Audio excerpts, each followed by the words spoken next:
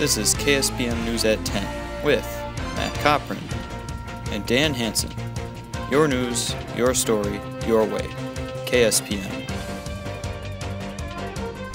Tonight on KSPM News, the election brings historic changes to the Minnesota state government. Also, changes in school lunches have students at many local schools grumbling. Good evening, and welcome to this edition of KSPM News. I'm Matt Cochran. And I'm Dan Hansen. Well, Election Day is come and gone, and the results are in. For the first time in more than 2 decades, the Democrats will control all of the Minnesota state government.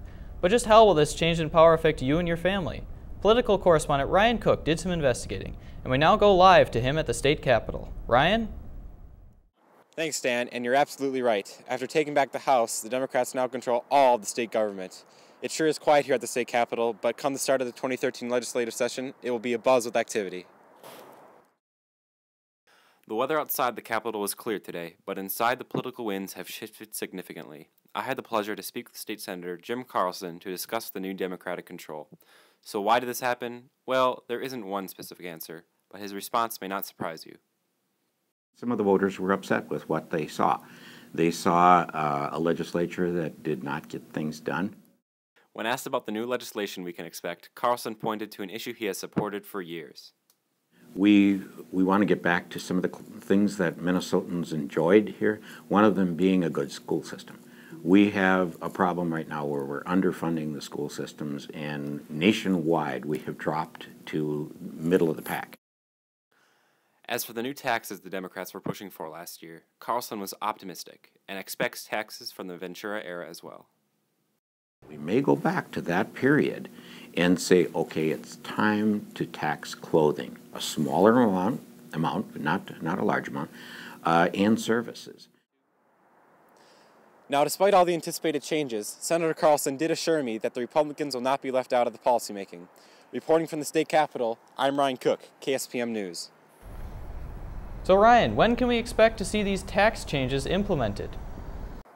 Well, Dan, we're not 100% sure, but it looks like the Democrats are pushing the tax issue to the top of the agenda, and I wouldn't be surprised to see some proposals on the table in early January. Interesting. Thank you very much, Ryan. The Minnesota government isn't the only thing undergoing big changes in the metro lately. Students in local schools are a little hungrier these days following widespread changes in school lunch programs, and they aren't very happy about it. Sam Gaylord is standing by in the newsroom with the story. Sam? Thanks, Matt. With the new school year underway, students around the country are taking notice of the new lunch changes. I sat down with Kim Questenberry, food service manager at Eagan High School and Dakota Hills Middle School, to find out what effect these lunch changes have. Despite the outcry, the actual changes are not as significant as one might think.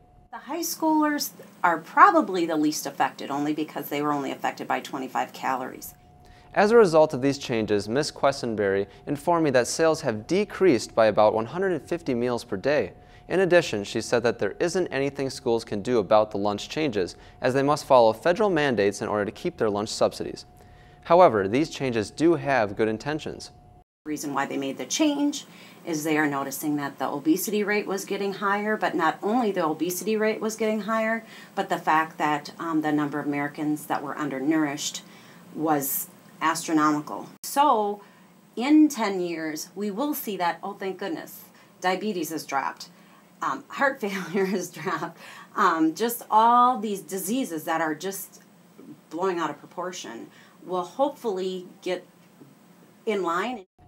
Overall, these lunch changes are not well accepted among the students, but given their extent and potential, it may be a small price to pay for a healthier and longer-lasting future.